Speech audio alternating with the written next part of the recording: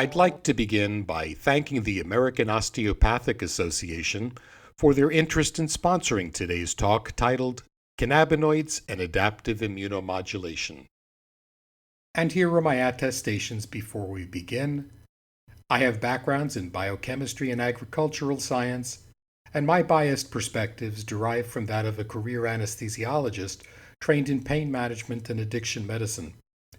My practical understanding of patient care is not that of a researcher per se, but likely consistent with that of a clinical pharmacist and clinical physiologist. Appreciating the complexity and integration of our human immune system's protective role in sustaining health is a timely subject, particularly now as a viral pandemic is challenging our clinical acumen and demanding our optimal understanding of effective treatment safety and efficacy. The two learning objective goals for this next half hour's talk are, first, and what I regard as the more critical objective, is to appreciate the unique mechanism of action of endocannabinoid receptors and their natural ligand's role in modulating physiology. And then our second objective will be to compare marijuana's primary bioactive chemicals, THC and CBD, for their potential impact on the immune system's integrated functions in fighting viruses. Primum non nocere, the Latin for first do no harm, is a guiding maxim for clinicians, and concern for balancing risk with benefit is central to treatment decisions in patient care. Most responsible clinicians will not advise their patients to pursue a particular treatment regimen without conclusive clinical evidence and peer review confirmation regarding the relative safety and efficacy of a given treatment. Yet the compassionate physician will also be mindful of the ethical obligation to ease suffering with whatever tools might be available and wherever possible. In this context, the medicinal use of cannabis currently presents a conundrum in need of bioethical rationale. The complexity of the evolving legal landscape for cannabinoid medicines will continue to require our attention, and physicians should act accordingly by first acknowledging that the treatment of intolerable symptoms to provide humane relief is a noble task that society bestows upon its healers. Well documented for over 5,000 years as a botanical medicine impacting both the mind and body, the discovery of endogenous cannabinoid receptors coupled with evidence-based reports indicating therapeutic efficacy from cannabis has renewed considerations for its therapeutic use. Cannabis sativa preparations were used for centuries in Asian medicine to reduce the severity of pain, inflammation, and asthma. Its therapeutic acceptance as a medicine evolved globally well into the 20th century, such that most major pharmaceutical companies included cannabis preparations within their formularies. This presentation emphasizes how appreciating the biologic context of how and why endogenous cannabinoid receptors function will allow healthcare providers to better interpret limited evidence-based data and preclinical trials. Among the receptor systems identified in the last century, several have important implications for treatment, such as the dopamine and serotonin systems, but none hold quite the significance of the endogenous cannabinoid system as it plays a regulatory role with all other bodily systems, including our immune system, to maintain certain critical physiologic balances sometimes referred to as homeostasis. Cannabinoid receptors are part of the Class A family of G-protein-coupled receptors, which are implicated in nearly all physiological functions of the peripheral and central nervous systems and in various peripheral organs.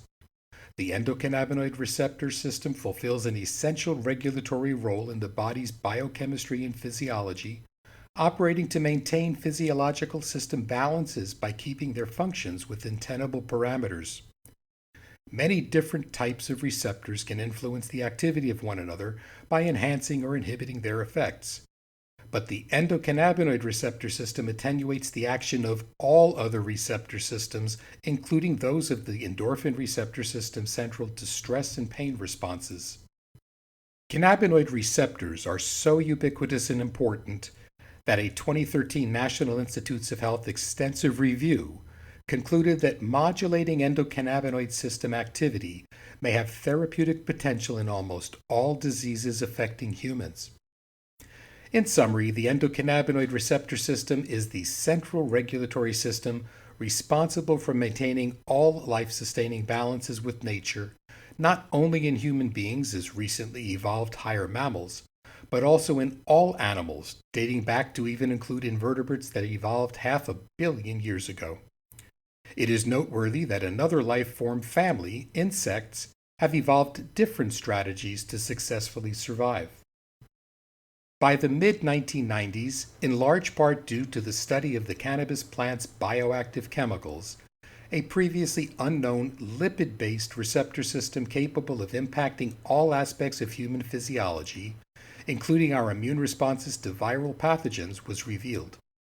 For all of the importance of plant-human interactions in identifying endogenous mechanisms and targets for analgesia, future therapeutic applications will have less to do with the plant's chemicals and more to do with other pharmacological ways to manipulate the endocannabinoid receptor system.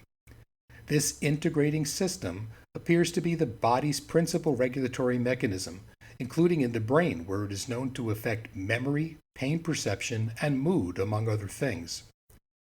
All physiological systems' functions are subordinate to endocannabinoid receptor systems' effects, and the abundance of cannabinoid receptors in the human body is most remarkable, with roughly 4 times more than dopamine D2 receptors and 12 times more than mu-opiate receptors.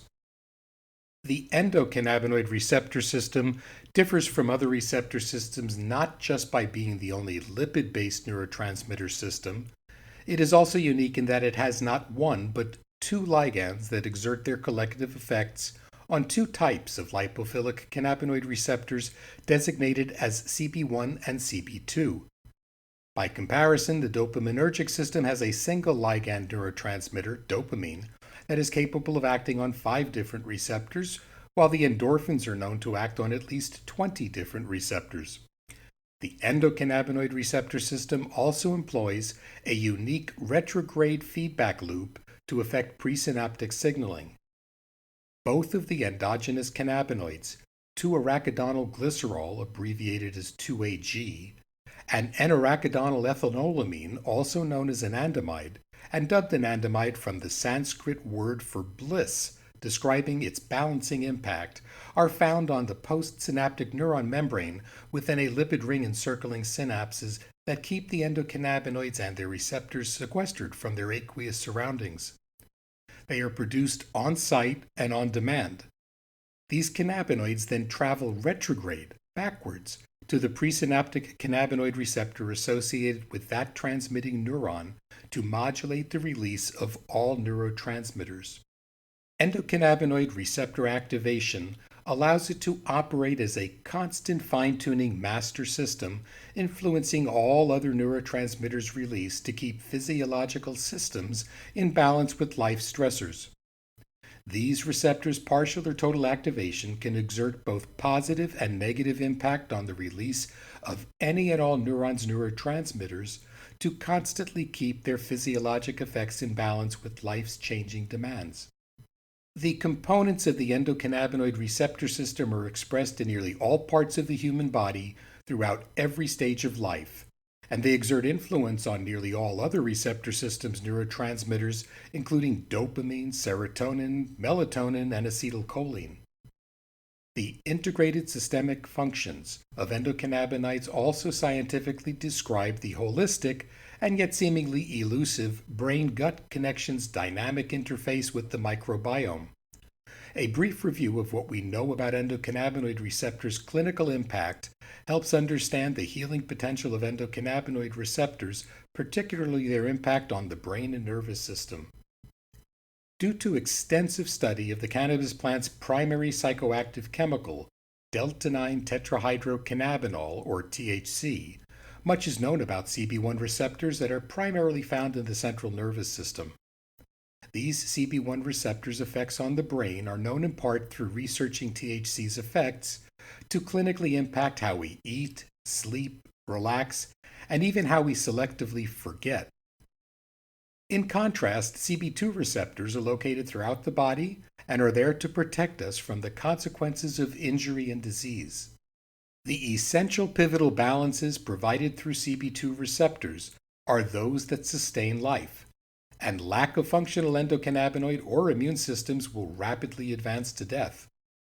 Upon conception and continuing until death, the actions of messages that are produced by endocannabinoids, alone or in combination with other mediators, support all basic life-sustaining functions. From the perspective that all animals' genetic ability to evolve relies on maintaining an effective balance with life's continuous stressors, a healthy animal's naturalized response requires an effective endocannabinoid system's nurturing to ensure its ultimate survival. The immune system is known to play key roles in detecting malfunctioning cells inside our bodies, and through processes such as apoptosis or cell death, it ensures that these cells do not continue to grow and become tumors. The ability to kill cells is a crucial element of a healthy functional immune system that is responsible for maintaining delicate homeostatic balances between growth and decline. If, for example, there is too much cell death, autoimmune diseases can result, while too little cell death can create favorable environments for malignancies. In ancient times, practitioners of traditional Chinese medicine and acupuncture conceptually surmised that longevity derived from life-sustaining energy called qi that flows through the abdomen rather than through the brain, heart, or lungs. Research by Ahmad et al. In 2013 used serial PET scans to confirm that CB2 endocannabinoid receptors are primarily located in the abdomen, suggesting that longevity and health does indeed appear to be coordinated through the gut, where most of these receptors are located and function to orchestrate the immune system's diversified roles in maintaining health.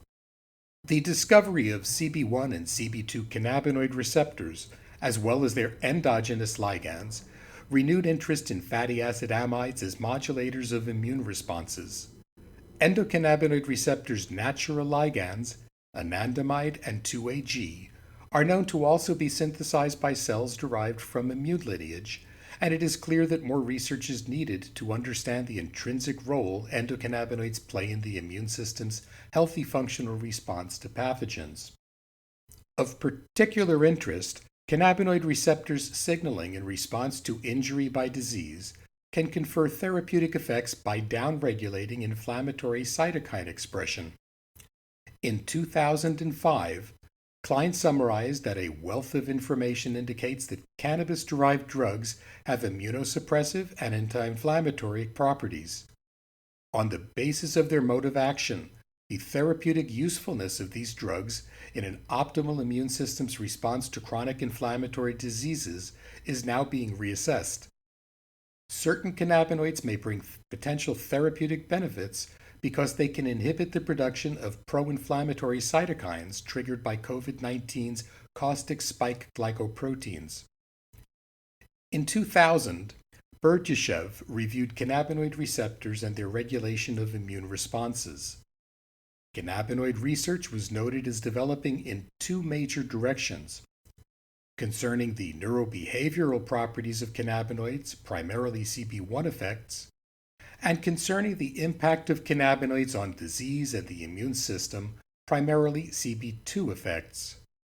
So even 20 years ago, it seemed likely that endocannabinoid signaling played an important attenuating role in the vigorous onset of immune responses, but the exact role for endocannabinoids and their receptors in the maintenance of immune system homeostasis, or the development of immune system disorders, is just now beginning to be understood.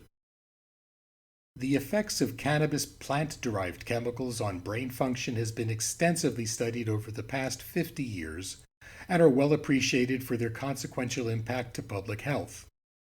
These considerations are in large part responsible for marijuana's continuing status as a Schedule I prohibited substance. More recently, the immunoregulatory role of cannabinoids responding to infectious diseases has been summarized by Hernandez Cervantes et al. In 2017, to conclude that the administration of cannabinoids during critical stages of perinatal development suggests that prenatal cannabis exposure leads to a less efficient immune system function in adulthood, potentially increasing the risk of infectious diseases. While THC has generally been regarded as leading to unfavorable effects on several parameters impacting an ideal balanced immune response, our developing understanding of the physiologic challenges resulting from the novel coronavirus includes exaggerated cytokine and inflammatory processes in certain patients for which plant derived exogenous cannabinoids, particularly CBD or cannabidiol, appear to have therapeutic potential. Delta tetrahydrocannabinol's effects on several other well known viral pathogen models have been studied. THC could be harmful for a host infected with the influenza virus because THC administration appears to diminish the immune response against influenza. In the case of these viral infections, viral particle contact with cannabinoid compounds can negatively modulate some immune responses parameters. During human immunodeficiency virus infection, there is a reduction in CD4 plus or T helper cell lymphocytes and interferon gamma concentrations. During simian immunodeficiency virus infection, the activity of natural killer cells is inhibited, resulting in increased host mortality, and as with influenza virus infections, the viral load is increased. In vitro studies showed that hepatitis C virus and herpes simplex virus replication is increased in response to several plant cannabinoids, and in contrast, the use of certain synthetic cannabinoid agents during an infection with Thieler's virus, an experimental model for multiple sclerosis study, indicated that they may be good therapeutic targets for treating multiple sclerosis due to the fact that they promote remyelination. CB2 receptor functions play a particularly important protective role by mitigating the physiologic consequences of disease. CB2 receptors are generally thought of as being plentiful in the abdomen, in proximity to where the majority of cells of immune lineage are known to exist, but are cellularly ubiquitous in that they have been identified not only in vascular cells, but also in adipocytes, B lymphocytes, and macrophages. CB2 receptors are primarily associated with cells of innate immune lineage derived from the bone marrow. In the central nervous system, CB2 receptor expression is associated with responses to injury by modulating inflammation. CB2 receptors help maintain pivotal balances that are able to respond when and where an organism is threatened by the effects of disease or injury. In a clinical sense, corrective physiologic changes modulated through CB2 receptors may be those which allow a disease to become chronic, when an inability to respond to the progression of disease over time would otherwise result in death. This possibility emphasizes the clinical importance of future innovations that exploit this receptor system's subtle yet essential health function. Attention has refocused on CB2 receptors not only because of their expression primarily in cells and tissues of the immune system, but also because more is being learned about their intricate involvement in immune function, and because their activation in animals is largely devoid of the psychotropic effects attributable to CB1 receptors' impacts on the brain. The emerging scientific data show that distinct plant-based phytocannabinoids can activate immune cells by receptor-mediated as well as by non-receptor-mediated influences that further complicate our current detailed understanding. A new wave of research and mounting anecdotal evidence point towards cannabinoids having an adaptive immunomodulating effect rather than just simply suppressing immune activity, and that the bioactive chemicals in cannabis may potentially interact with our immune system by impacting its complex strategic balances. Stimulation of our CB2 receptors by endogenous cannabinoids are known to suppress inflammation. The interactions between cytokine proteins that regulate inflammatory responses, immune cells, and the endogenous cannabinoid system play important roles in mitigating neuroinflammation and neurodegeneration that appear to be emerging as post-acute sequelae of COVID-19. Cannabidiol, or CBD, is a negative allosteric modulator of CB1 receptors, meaning that it modifies some but not all of a cannabinoid receptor's normal functions. For instance, even though CBD does not activate CB1 receptors directly, It can slow the rapid degradation of the endocannabinoid anandamide to prolong and enhance its natural effects on CB1 receptors. CBD has shown promise as an alternative therapy for the clinical management of anxiety disorders based on its anxiolytic and antidepressant properties. As an allosteric modulator of endocannabinoid receptors, CBD is capable of attenuating some of the dysphoric side effects from THC, such as paranoia. Patients recovering from COVID-19 may experience situational stress triggered by residual chronic inflammation and autoimmune reactions. CBD appears useful to allay anxieties impacting the behavioral health of patients who may not only suffer physically, but also psychologically or even spiritually from stress and COVID-19 recovery-related concerns. In 2015, Cabral et al. Reported that certain plant-derived and synthetic cannabinoids, as well as endocannabinoids, can modulate immune system functions. This immunomodulatory role of endocannabinoids suggests that 2-AG may be the more physiologically relevant endocannabinoid for CB2 receptors, playing the leading role in maintaining an overall balance of the immune system's function within a host. Because CB2 receptor activation's clinical implications dampen inflammatory responses in the absence of psychotropic effects on the brain, exploiting these particular receptors as molecular targets to attenuate inflammation linked to pathogenic disorders such as multiple sclerosis seems promising. Phytocannabinoids, such as CBD, have many targets other than CB1 and CB2 receptors, and CBD may be considered as the epitome of polypharmacy. It can interface with a host of other enzymes, transporters, ion channels, ligand-gated ion channels, GPCRs, and nuclear hormone receptors, and CBD can stimulate adenosine receptors and provide indirect pain relief by modulating other receptors indirectly. Perhaps most significant among these for CBD may be the transient receptor potential TRP channels, particularly those designated as transient receptor potential vanilloid 1 TRPV1 channels, which appear to contribute to the control of inflammation, pain, and temperature sensation.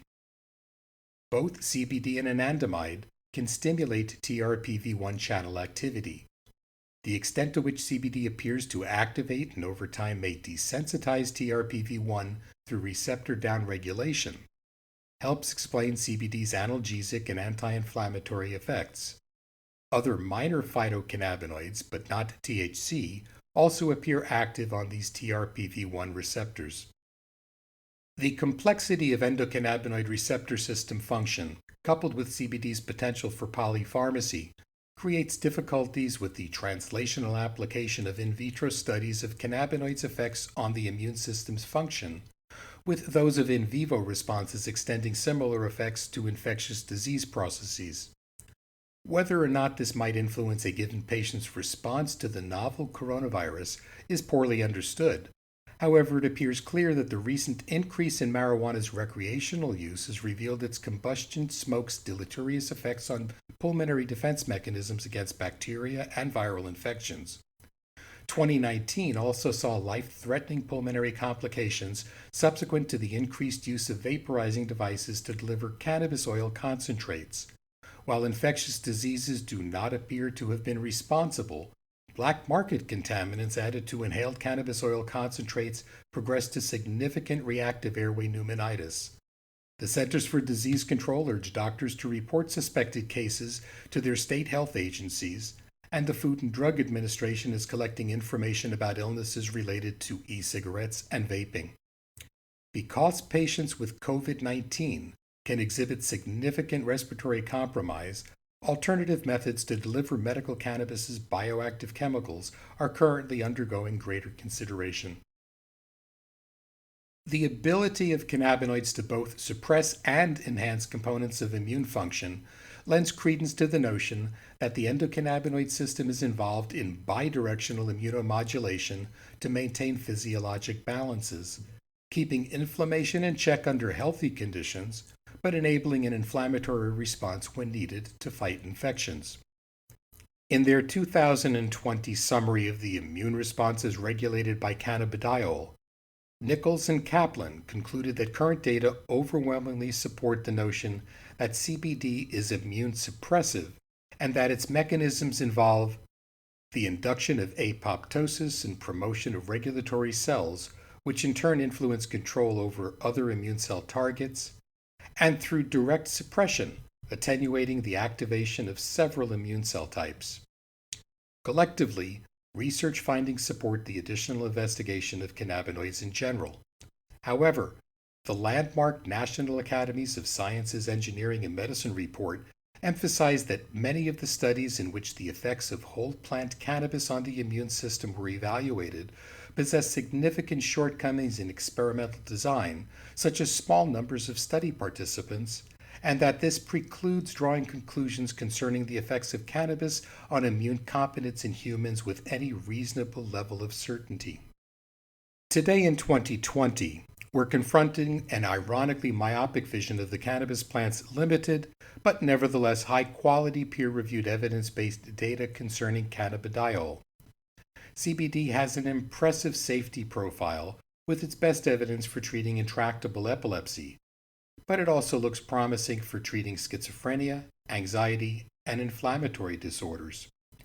CBD's dosing should be carefully integrated as part of a patient's overall pharmacological management because it can potentially induce cytochrome P450 enzymes, suggesting that it may have potential clinical relevance concerning the breakdown of other medications. Despite barriers to research, substantial evidence of the potential of certain cannabinoids is evolving and is consistent with what is known about the purpose of the endocannabinoid receptor system. Nevertheless, discussions regarding CBD's efficacy at this point should be considered as anecdotal reports lacking significant support of evidence-based data.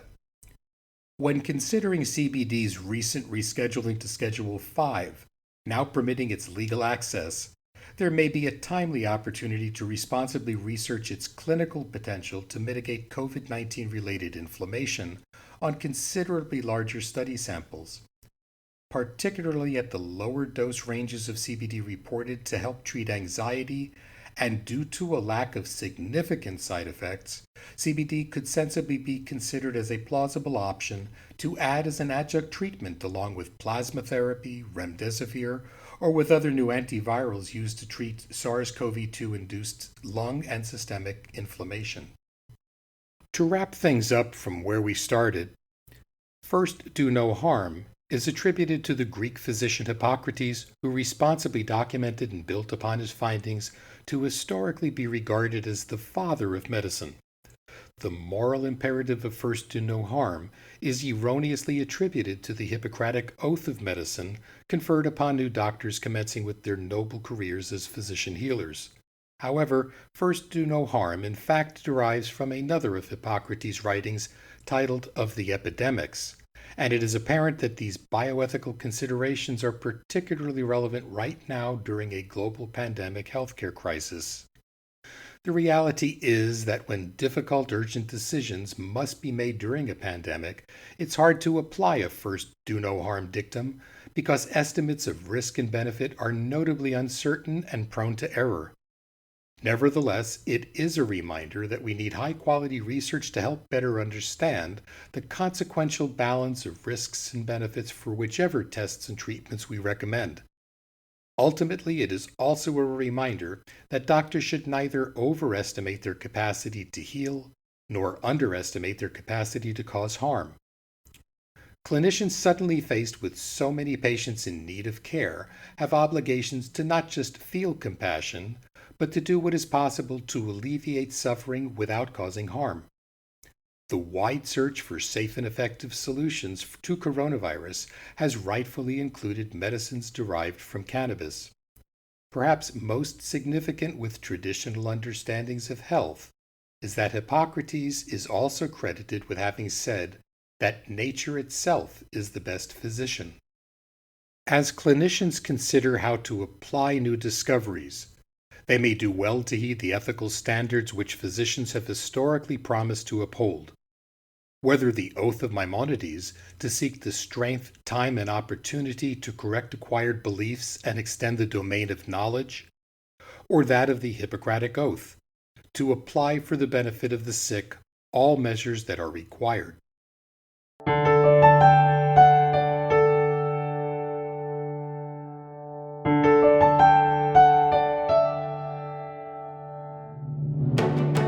This recording has been a healthcare educational initiative read by physician-author Dr. Jeffrey Block.